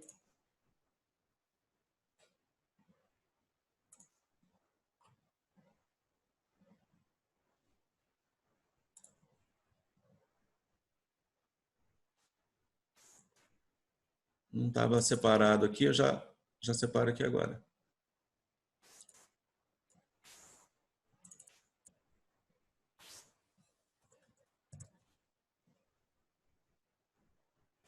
Vamos lá comigo, então. Nós temos 3 condições. Isso aqui é um material do livro do Estrela, que eu estou tendo a honra de participar. É um livro de endodontia que vai ser lançado esse ano ainda. E existe um capítulo de diagnóstico diferencial entre periodontite apical e outras alterações que são semelhantes ou parecidas, por isso são diagnósticos diferenciais, ok? Nós encontramos mais de 60 condições que poderiam parecer periodontites apicais e pode não ser periodontites apicais. Eu escrevi um capítulo de um livro com Estrela já há alguns anos atrás. Na época eu tinha aí umas 70 páginas. E esse capítulo desse livro agora vão para mais de 100 páginas. Não só com tomografia, mas fazendo a correlação de tomografia com imagens periapicais. São as imagens, mostrando uma imagem como essa. E a gente percebe algo importante de ser analisado. Se vocês prestarem atenção, nós temos uma área hipodência bem definida, com margens corticalizadas, mesmo que tenha supressão da lâmina dura nessa posição. Muito bem, para poder abreviar aqui a descrição regional, um dos fatos mais importantes é a integridade do espaço do ligamento periodontal.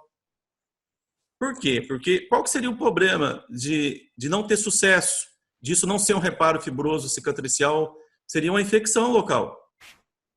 O problema é a infecção. E se tem infecção, esses micro-organismos vão levar um processo inflamatório, que esse processo inflamatório e infiltração desses micro-organismos vão levar uma agressão do ligamento periodontal que levará ao largamento desse espaço. Então, esse é o ponto-chave. Então, isso aqui, gente, seria considerado um sucesso baseado na imagem. Sempre que existe essa área hipodensa dessa forma, a gente tem um pé atrás, porque a vascularização é muito baixa. Muitos desses casos, mesmo com imagem como essa, pode mostrar ser um insucesso no futuro. Então, todos esses casos têm que manter controle, porque isso aqui não quer dizer que está fechado, está tudo resolvido, né? Mas até então, é um quadro que talvez mereça ser controlado. Esse é o tipo que nós vamos chamar de tipo 1. O tipo 2. Tipo 2 também passou por cirurgia parodôntica, aqui com 3D realístico, passou com a cirurgia parodôntica. Todas essas imagens que a gente mostra, elas têm esse painel aqui chamado cortes sincronizados, para a gente saber de onde que está vendo, qual que é a angulação de cada corte. Um corte solto, sem mostrar a angulação que ele é pobre em informações, né? Então, o ideal é isso, que a gente mostre essas angulações. Por isso que o ideal é a navegação, mas sempre vai ser a navegação. Numa situação como essa, numa condição como essa, nós temos o quê? Um discreto alargamento do espaço do ligamento periodontal. Nessa posição e nessa posição. Lógico, correndo aqui o corte axial seria o ideal para fazer essa avaliação. Mas existe aqui esse moderado alargamento. Então, esse tipo 2, o que a gente pensa sobre ele? Pode ser um sucesso, pode ser um insucesso, merece também um controle. No quadro 1, ele está mais para um sucesso, mas pode, de uma hora para outra, ele fistular e assim por diante, né? É uma região de fragilidade. E o tipo 3, esse tipo de condição que, francamente, nós temos esse alargamento do espaço do ligamento periodontal. Todas essas informações, elas têm que ser cruzadas com tempo e espaço, porque há quanto tempo foi feita essa cirurgia? Se ela foi feita, talvez, algumas semanas atrás, esse largamento ainda existe, porque não deu tempo ainda de ter o reparo. Então, isso depende do tempo de controle. Nesse caso específico que eu estou mostrando aqui, o paciente voltou, porque depois de 2 anos ele fistulou. Isso aqui estava fistulado. Isso aqui era insucesso mesmo, né?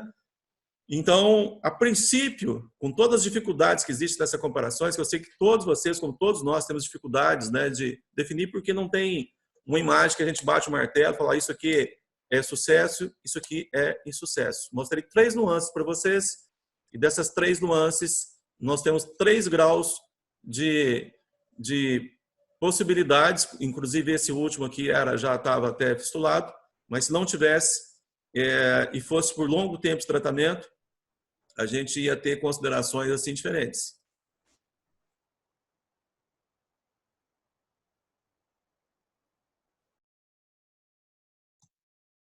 Excelente, Mike.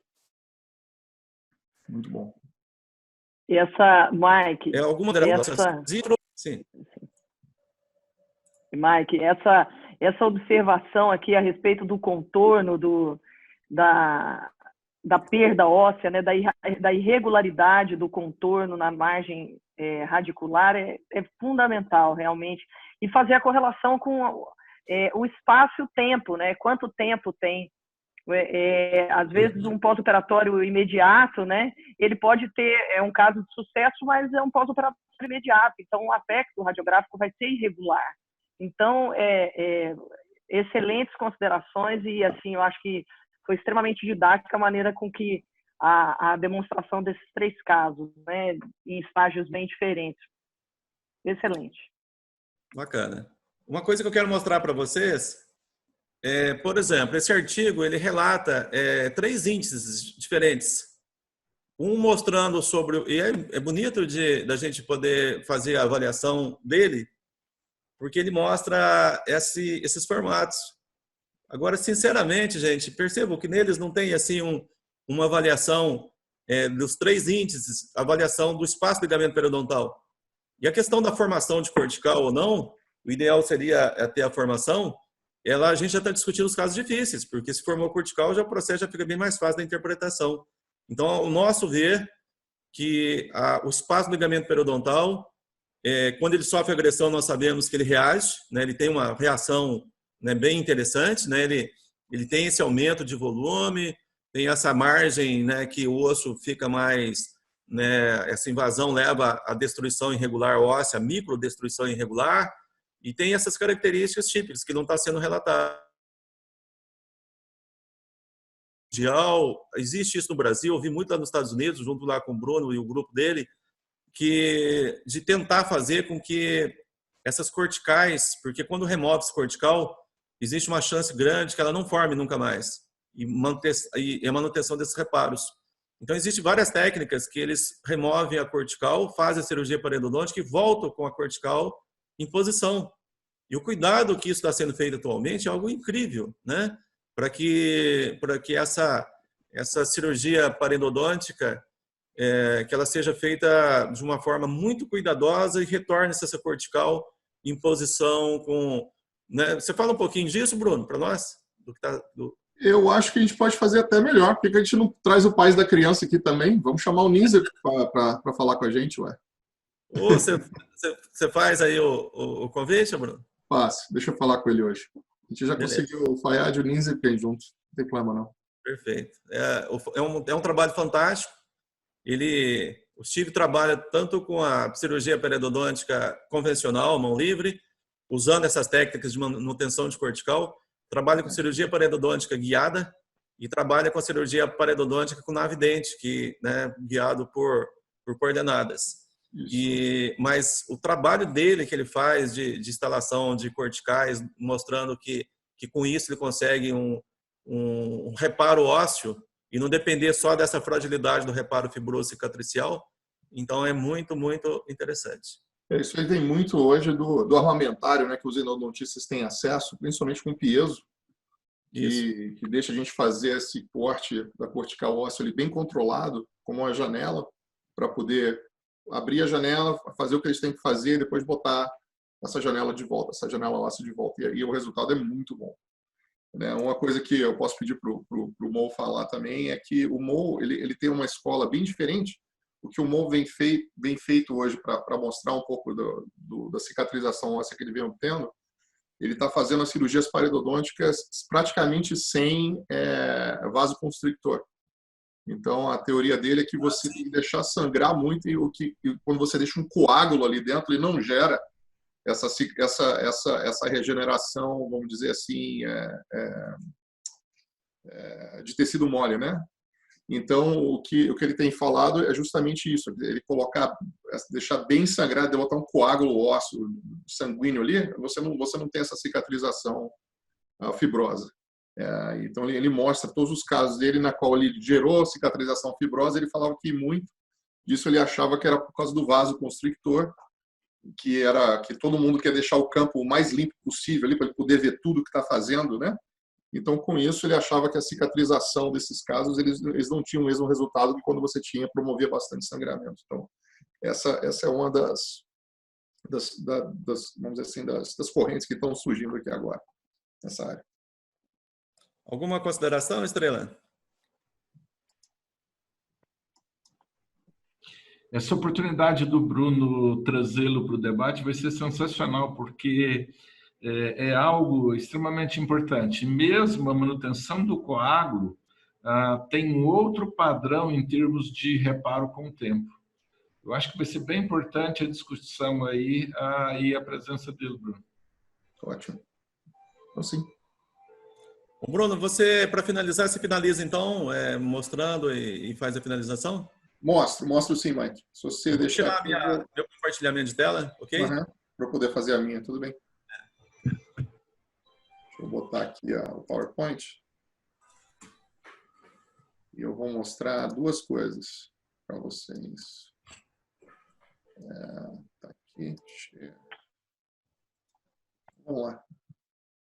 Tá todo mundo vendo a minha tela 2? Tem tipo uma reconstrução panorâmica? Não, Bruno. Ainda não? Então, peraí. Deixa eu clicar aqui. Share. E agora? Ok. Estão vendo aqui? Tudo tranquilo?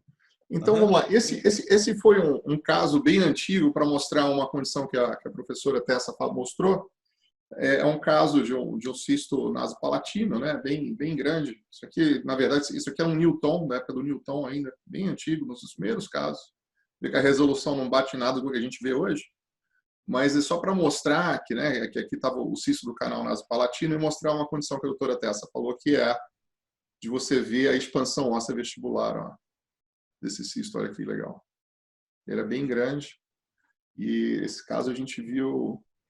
Ele veio de Austin, eu lembro. Eu estava em 2006, mais ou menos, esse caso aqui. O caso mais antigo. Então, vamos lá. O cisto do colesterol. Então, vou mostrar para vocês o caso que me ensinou sobre o granuloma de colesterol do cisto.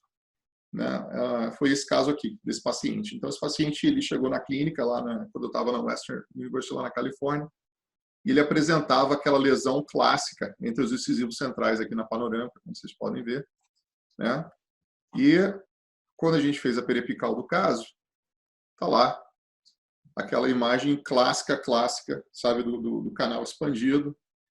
E eu olhei para isso aqui, obviamente, a primeira coisa que a gente vai notar é que a raiz aqui do 11 era menor, mas ela está bem longe da lesão e os dentes vitais. Então, a primeira coisa que vem na cabeça, eu já olhei para isso aqui e falei, isso aqui é um cisto do canal nasopalatino, o diagnóstico tá dado.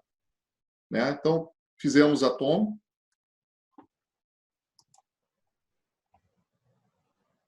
Vamos baixar. Tá dando. Cadê a tomografia do caso? Bora. Ih, travou. Só porque isso é um PowerPoint de 2012, mas tudo bem. Vamos ver se ele abre de novo, Mike. Dá uma travada aqui.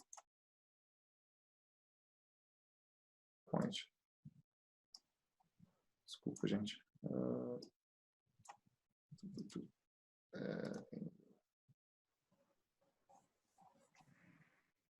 Bom, deixa eu só fazer ter uma certeza que esse dente ele tem uma vez perto algumas horas antes de um congresso, travou e nunca mais voltou.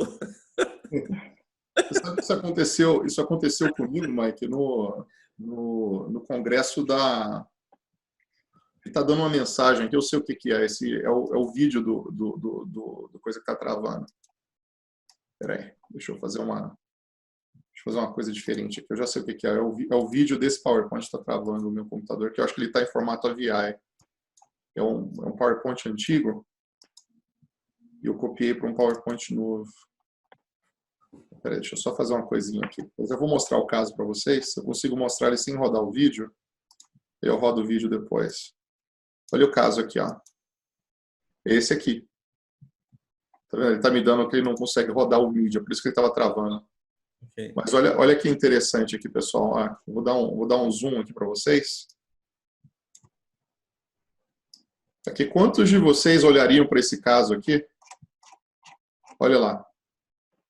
E não pensaria no canal do cisto nasopalatino, né? Não tem como. Então, eu dei esse laudo como cisto do canal nasopalatino e foi normal. Então, para minha surpresa, está aqui a patologia do caso. Então, deixa eu de novo, é o PowerPoint travando por conta desse milha que está aqui. Eu não vou precisar mais tocar nele, ele não vai mais dar pau. Tá, vamos aqui, corta. Vamos lá, PowerPoint. Me ajuda aqui. Vamos lá de novo. Beleza. A gente vem aqui no... Depois vamos aqui no... Vamos aqui nesse. Pronto. Então tá aqui, ó. Foi feito aqui o histopatológico do caso, né? E ele saiu aqui com um granuloma de colesterol, né? Então tá aqui a patologia do caso. Então esse foi o primeiro caso que me ensinou sobre essa condição. E de novo, o paciente é perfeito, sexo feminino, 50 anos de idade, tudo indicando para um cisto do canal nasopalatino, e não foi. Na verdade, não foi, não. Bateu com esse diagnóstico diferencial. Então, vamos lá. Uma pergunta que me fizeram aqui no chat foi: como é que eu consigo ver isso dentro do seio maxilar? Eu vou mostrar um caso que eu tenho para vocês, para mostrar como é que eu faço essa diferenciação. Quando ele é pequeno, não tem muita forma, mas geralmente o que acontece é o seguinte, olha só. Quando você tem uma pansinusite, ok? Uma pansinusite que geralmente ela vai se estender pelo ósteo, vai se estender pelo complexo osteometal e vai entrar aqui no seio etimoidal. Tá? Então, quando você tem essas lesões grandes de seio, crescendo, ocupando o seio todo, é bem comum que essas lesões elas vão ter algum tipo de comprometimento do canal etimoidal, tá? do seio etimoidal. Mas nesse caso aqui, ó, o que me chama a atenção e geralmente me faz pensar em cistos, principalmente quando eu estou lidando dentro do seio maxilar, é quando eu tenho essa condição aqui. Ou seja, o seio está completamente preenchido, tá? Mas quando a gente olha para cá, ó, por que esse cisto vai estar, quer dizer, esse seio vai estar completamente preenchido, e olha lá o ósteo, o canal sinado, tudo aberto. Nada. 100% limpo. Todas as vezes que eu vejo isso aqui, o meu diagnóstico diferencial agora não é de sinusite, não é de nada nesse sentido. Essa condição aqui, ó, que não deixa expandir para dentro do complexo osteometal, me faz pensar num cisto alguma lesão cística dentro do seio. Nesse caso aqui, né, foi um cisto de novo a gente mandou para a cirurgia, para o pessoal da otorrino. Isso aqui foi um cisto de colesterol. E está aqui a cirurgia para mostrar para o pessoal como é que é. O pessoal vem aqui, olha o colesterol saindo de dentro do cisto. Ó. Tá? Então, esse líquido branco aqui, que ele tem essas partes de colesterol, está aqui o epitélio do cisto, e você consegue fazer. Então, tem esse cisto de colesterol, o granuloma de colesterol que dá na região anterior, mas é bem essa parte aqui. E na parte de seio maxilar, a minha dica fica quando você achar um cisto, um seio completamente velado, aonde você não vê nenhum comprometimento aqui das células etimoidais. Tá? Então, essa é a hora que eu penso que eu estou lidando com um cisto. Tudo bem? Então, essa é a minha dica aqui do dia para a parte de patologia, de diagnóstico. Bruno, eu queria fazer alguma complementação aqui, se me permite, né? Por exemplo, a primeira coisa é que, assim, as lesões císticas inflamatórias, é normal você ter cristais de colesterol, e no exame histopatológico o colesterol ele vai aparecer. E o que define especificamente o diagnóstico do granuloma de colesterol é justamente a ausência da cápsula cística e a presença de células gigantes, né? Que é o que permite esse diagnóstico com assertividade, né? Então, no caso de você não ter as células gigantes ou células do tipo corpo estranho, que são muito comuns em processos reacionais e processos reativos, devem ser levados em considerações, às vezes, a ausência de observação de toda a peça, né, em vista de uma lesão ser muito grande, de você ter fragmentos de resíduos epiteliais em aprofundamentos que talvez possam eventualmente não terem sido realizados na peça, né? Então, é extremamente importante que levemos em consideração isso em virtude da improbabilidade de você ter um processo que é originalmente de cunho reativo, alérgico, de corpo estranho, em região sem esse tipo de contato, né? Então, sempre levar em consideração a possibilidade de ser um cisto, aí sim um cisto verdadeiro, inflamatório, com presença de cristais de colesterol, e isso ser um viés no exame histopatológico, é extremamente importante, né? Isso. E no caso de lesões do seio maxilar, como você mostrou, eu gostaria de sugerir um diagnóstico diferencial, né? Que é o da mucocele, né? Que com a destruição de parede e tal, e sempre em lesões expansivas, como você mostrou bastante. A gente sempre ampliar um pouco mais o leque de opções de diagnóstico para poder dar mais segurança, vamos dizer assim, na hora de excluir alguma delas, né? Isso. Nesses casos, nenhum dos dois casos que eu mostrei, ele poderia ser... O mucocele não seria nenhum para os dois, porque não tinha destruição nada da parede óssea. Então, me perguntaram aqui, o que caracterizou o anato patológico que diferenciou o granuloma de colesterol? Está aqui, doutor Israel. Foi essa parte aqui, né, que está falando justamente o que a doutora Tessa falou, que não tem evidência de epistélio do cisto, né? Não tem nenhuma evidência que isso aqui era um queratocístico ou algum organoblastoma cístico. Falou aqui da formação. De novo, eu posso traduzir isso aqui depois do de pigmentos de hemociderina, de calcificações basofílicas. Preciso mudar aqui para REP, não, né? Só falar que é por REP, né? E no outro caso, só para complementar que essa descrição ela poderia estar presente em uma lesão inflamatória, em um cisto inflamatório, que não o querato, que não o amelo, num cisto inflamatório. Isso, né? Mas aí a gente, nessa área, pelo menos a parte vamos dizer assim, da peripical, ele teria algum envolvimento com essa área que não teve, né? Então, bem... De novo, a gente pode voltar só pela parte do tempo para ter uma discussão mais cabeça sobre isso aqui, mas... A gente não está vendo, Bruno. Está tampado aí com alguma coisa na tela. Isso, tem alguma coisa aí tampando. Voltou. Não, essas são as perguntas. Tá. Então, nesse caso aqui, era só para deixar a resposta para o pessoal que tinha perguntado aqui no chat, para mostrar dois casos do parte de colesterol, né, da patologia com colesterol. Então, vou deixar o Ronei terminar aqui o dia, para a gente... Fala dos teus... finaliza com o caso de amanhã, ou Bruno? Então, é o seguinte, pessoal, eu deixei um caso amanhã para vocês. É um caso onde envolve um paciente que veio para a parte de... um paciente jovem, paciente de 12, 13 anos de idade. E ele é um paciente onde a gente vai fazer... Ele veio com a indicação para avaliar a posição de caninos que estavam...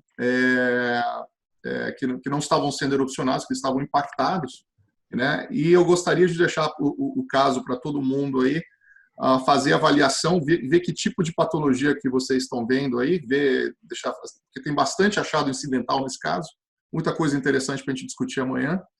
E o Ronei, você já disponibilizou? Não, vou disponibilizar na sequência. O Ronei vai disponibilizar ainda hoje, então o pessoal que vai participar amanhã, faz o download desse caso, escreve o seu laudo como você daria, segue as considerações clínicas que você acha que são importantes nesse caso. A gente vai discutir ele amanhã. Ele é bem bacana, tá? Ótimo. Pessoal, consegui terminar o link de inscrição para o curso das ferramentas do Evolt. O uso do Evolt está disponível. Coloquei ele no chat, mas vocês vão receber também e-mail.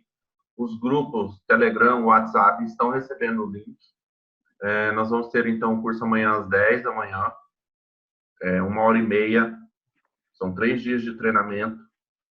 Na sexta-feira vai ser sobre o viewer. Então, quem quiser participar, está convidado. Por que não foi divulgado antes? Não foi divulgado antes porque não deu tempo. Então, essas aulas do Evolve serão gravadas e estarão disponíveis no portal do Evolve, tá? Então é isso. Professores, muito obrigado. Mais um dia aí de imersão. Tá sendo muito bacana aí. Eu recebo inúmeras mensagens das pessoas que estão participando, tá? Então tá muito bacana. Muito obrigado a todos. Se diverte lá no Pantanal, Mike.